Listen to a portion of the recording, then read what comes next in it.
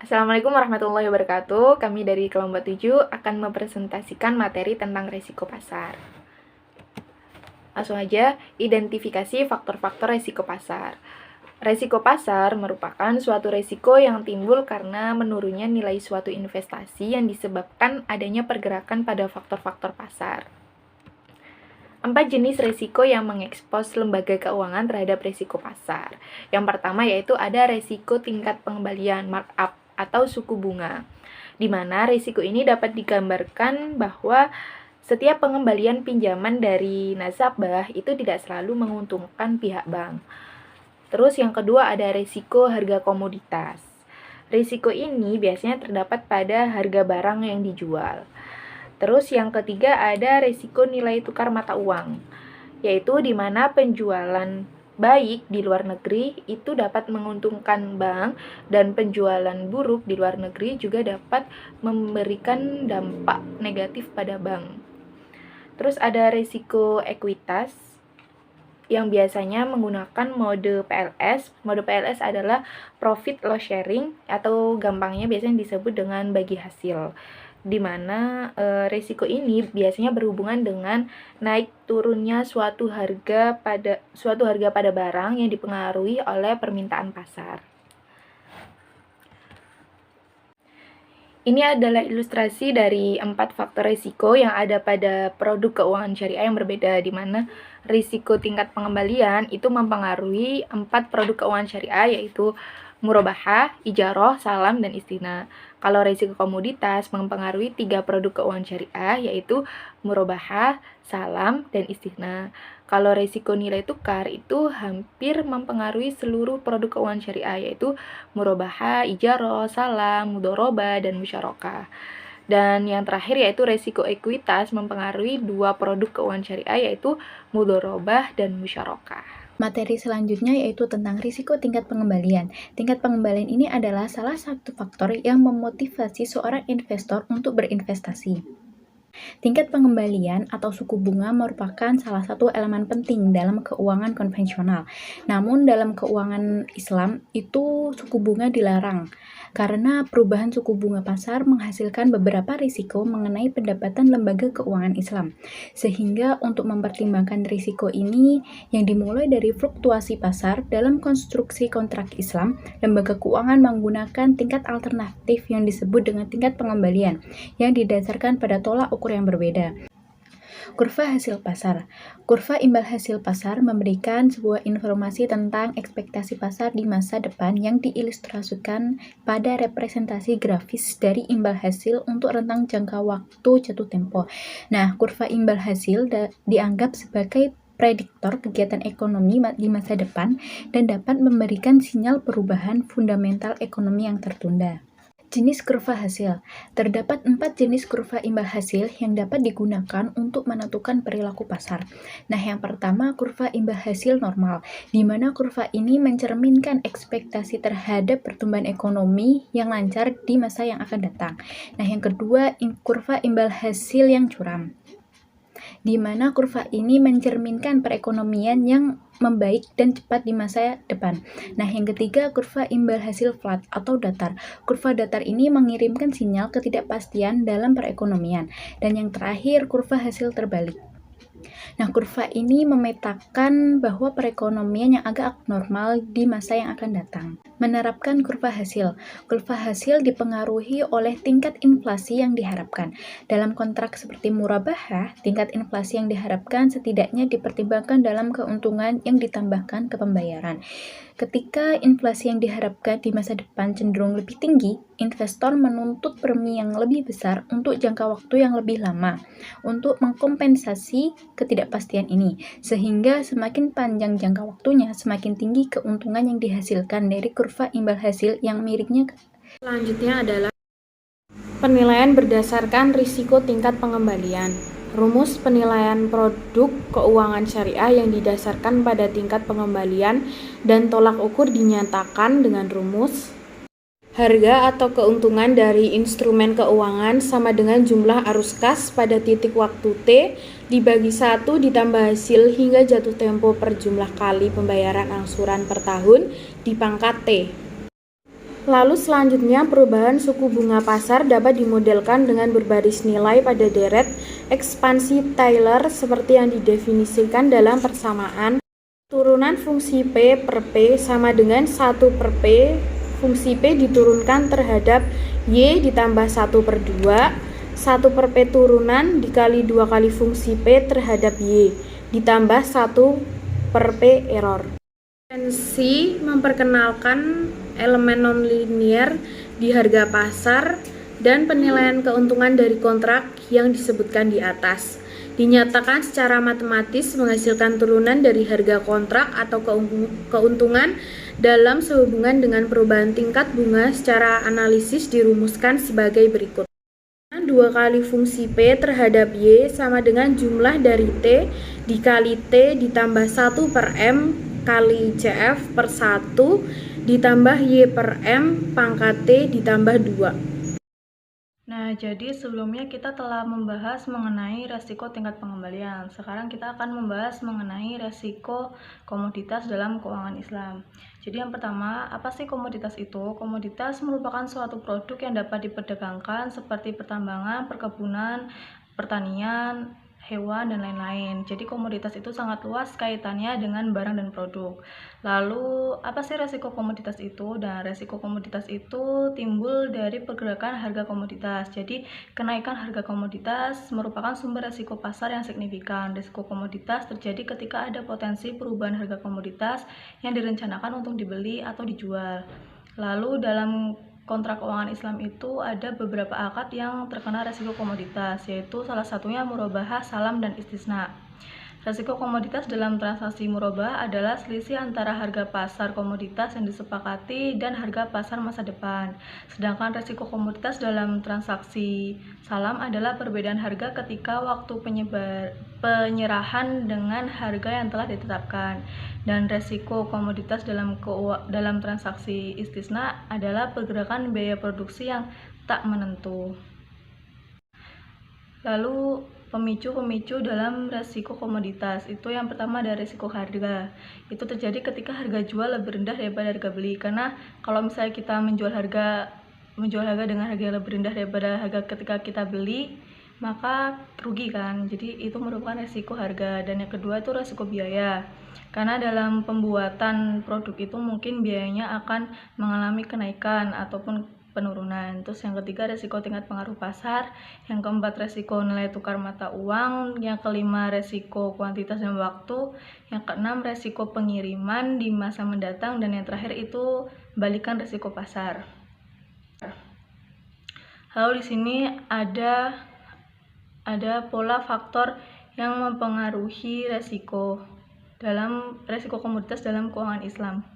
Murabahah, salam, dan istisna seperti ini. Studi kasus tentang menakar dampak lonjakan harga komoditas ke inflasi dan investasi oleh Agustina Melani, liputan6.com, Jakarta 10 Oktober 2021. Akhir-akhir ini dunia sedang dilanda dengan namanya krisis energi. Nah, krisis energi ini menjadi perhatian yang cukup besar. Hal ini dibarengi dengan permintaan melonjak yang mendorong kenaikan harga komoditas energi. Krisis energi ini juga menjadi salah satu perhatian dalam laporan PT Ashmore Asset Management Indonesia. Dalam laporan itu menyampaikan sulit untuk mengabaikan lonjakan harga energi termasuk bahan bakar fosil dalam beberapa bulan terakhir. Lantas, hal-hal apa saja sih yang perlu diwaspadai dalam krisis energi? Ada dua hal yang perlu diwaspadai dalam krisis energi. Yang pertama itu, apakah krisis energi ini berkelanjutan dan seberapa besar dampaknya terhadap inflasi? Dan yang kedua itu, apa saja sentimen yang mendorong kenaikan harga energi saat ini? Kenaikan harga energi itu dipicu oleh adanya sejumlah peristiwa. Yang pertama, adanya peningkatan permintaan karena pasar pulih dari pandemi COVID-19. Jadi Indonesia tahun 2021 kemarin itu sempat pulih dari COVID-19, dalam artian itu COVID-19 di Indonesia sempat reda, sempat turun gitu. Jadi pada saat itu permintaan pasar itu meningkat dikarenakan adanya pemulihan pandemi. Jadi pemerintah juga berupaya mempercepat pemulihan ekonomi nasional dan menjaga stabilitas sektor keuangan yang masih terus berlanjut, sehingga diharapkan mampu mendorong dimulainya tingkat normalisasi dalam kegiatan ekonomi maupun sektor keuangan.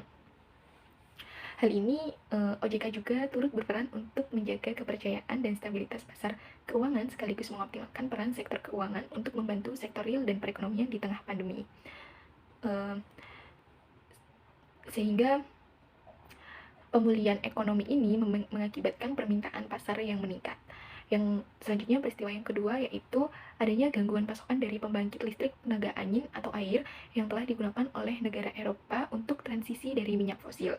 Jadi kemarin ada beberapa media itu mengabarkan bahwa di negara Eropa itu sedang terjadi krisis energi yang cukup besar. Jadi pada saat itu tuh banyak sekali media yang mengatakan dan yang memberitakan terjadinya krisis energi di Eropa. Contohnya saja di Inggris ya. Di Inggris itu banyak perusahaan utilitas yang bangkrut dan terpaksa tutup ya karena terjadinya krisis energi. Padahal sektor industri dan rumah tangga di Inggris itu sangat bergantung sekali pada gas alam. Apalagi dengan adanya musim dingin ya. Dengan adanya musim dingin itu mengakibatkan permintaan gas itu melonjak menjadi semakin meningkat karena kebutuhan untuk menghangatkan rumah pada masyarakat tersebut. Selain itu, penyebab krisis energi di Inggris dan di Eropa itu juga dikarenakan adanya volatilitas harga energi fosil yang sangat tinggi, di mana hal ini menyebabkan adanya kenaikan pada masing-masing energi fosil yang saling mempengaruhi. Selanjutnya ada peristiwa yang ketiga yaitu kurangnya investasi bahan bakar fosil dalam dekade sehingga mengurangi pasokannya. Dengan adanya pemberlakuan pembatasan sosial selama pandemi COVID-19 yang mengakibatkan sektor perekonomian ditutup, sehingga hal ini mengakibatkan dampak pada berkurangnya mobilitas masyarakat dalam penggunaan energi total ya, dalam penggunaan bahan bakar kayak seperti bensin gitu. Terus pengurangan energi ini dijadikan oleh banyak negara itu sebagai kesempatan, sebagai momen yang tepat untuk melakukan transisi menuju energi baru terbarukan atau EBT dalam mengurangi pengoperasian pembangkit listrik tenaga uap. Namun, selama pandemi COVID-19 ini, Indonesia itu malah melanjutkan pembangunan PLTU baru, sedangkan investasi di bidang EBT itu lebih menguntungkan gitu, lebih menguntungkan karena Indonesia lebih berfokus pada PLTU sehingga investasi di bidang EBT itu mengalami penurunan.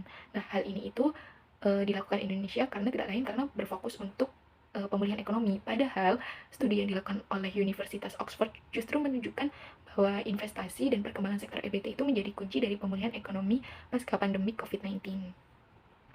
Lalu, apakah krisis energi dan kenaikan harga energi itu dapat diatasi?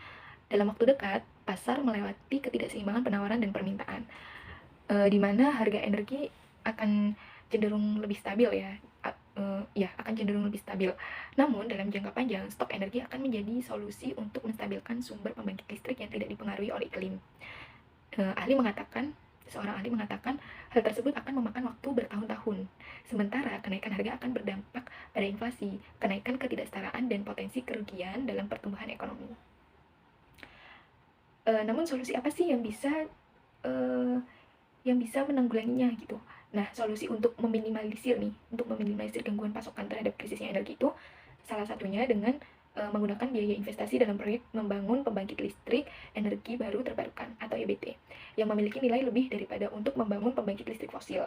Dalam konteks ini, Dimitri menjelaskan bahwa investasi pada energi terbarukan merupakan strategi lindung nilai atau hedging strategi atas penggunaan energi fosil dalam masa transisi energi beberapa tahun mendatang. Lantas, bagaimana hal ini dapat mempengaruhi keputusan investasi? Jadi dalam suatu filosofi investasi itu didasarkan pada manajemen aktif yang memungkinkan untuk overweight dalam sektor dengan valuasi yang menarik. Sebelum kenaikan harga energi komoditas batu bara, sawit, dan minyak dunia yang terlalu rendah, itu menjadi panggilan solid untuk portofolio saham Ashmore. Namun, potensi lonjakan inflasi mungkin berdampak buruk dengan asumsi harga listrik akan naik dan akan diteruskan ke pelanggan. Neraca Indonesia sendiri didukung dengan baik oleh kenaikan ekspor baru-baru ini karena harga komoditas ya. Tetapi jika tidak diikuti oleh investasi langsung yang solid, mungkin akan berumur pendek gitu. Jadi PT Ashmore Asset Management Indonesia sendiri menilai bahwa risiko ini akan terjadi pada tahun 2022 dan mempengaruhi pasar obligasi ketimbang saham. Maka dari itu mereka merekomendasikan untuk menyeimbangkan kembali ke aset saham gitu. Sebagai negara berkembang, Indonesia memang memiliki beberapa keterbatasan. Jadi, keterbatasan tersebut dapat disiasati dengan mengubah fokus pembangunan bangsa yang semula mengandalkan energi fosil secara perlahan menjadi energi terbarukan. Dengan pengalihan fokus tersebut, berbagai penghalang pengembangan investasi EBT termasuk aspek pembiayaan dapat teratasi sehingga akhirnya dapat mencapai target 23% proporsi energi terbarukan pada tahun 2025. Bahkan, pengembangan investasi EBT dapat menjadi salah satu langkah yang cukup besar dalam pemulihan ekonomi Indonesia pasca pandemi COVID-19. Adapun solusi yang dapat dilakukan pemerintah dalam pemulihan krisis energi. Yang pertama itu, pemerintah dapat melakukan perbaikan pada sistem Domestic Market Obligation atau DMO. Jadi Domestic Market Obligation itu merupakan sistem aturan penjualan batu bara untuk kepentingan dalam negeri.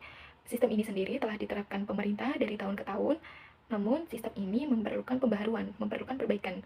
Dalam artian jika pada saat ini yang ditetapkan adalah sebesar 25% produksi batu bara wajib digunakan untuk konsumsi dalam negeri dengan harga $70 per ton untuk pembangkit listrik dan $90 per ton untuk industri semen dan pupuk. Di sisi lain, jika harga jatuh di bawah $70 atau $90 per ton, maka transaksi mengikuti harga pasar. Dengan kata lain, kebijakan DMO hanya berlaku satu arah, sehingga kebijakan ini memiliki titik lemah dari keadilan bagi pemasok batu bara.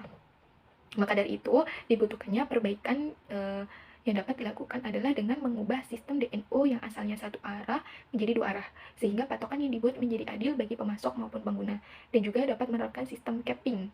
Capping itu pengambilan maksimal suatu harga ya, jadi dapat menerapkan sistem capping harga proporsional untuk mengurangi distorsi pasar yang terlalu tajam ketika harga naik secara signifikan dari angka patokan tersebut. Misalnya, dapat ditetapkan harga patokan DMO sebesar 35% di bawah harga internasional. Dengan demikian, nilai capping akan tetap fluktuatif mengikuti pergerakan di pasar, namun akan tetap memberikan kemudahan bagi industri nasional yang menggunakan batu bara sebagai input. Nah, solusi yang kedua ini yaitu mempopulerkan instrumen komoditas berjangka forward contract untuk beragam komoditas. Maksud dari instrumen ini sendiri adalah mengajak penjual dan pembeli untuk bersepakat melakukan transaksi di suatu waktu di masa mendatang.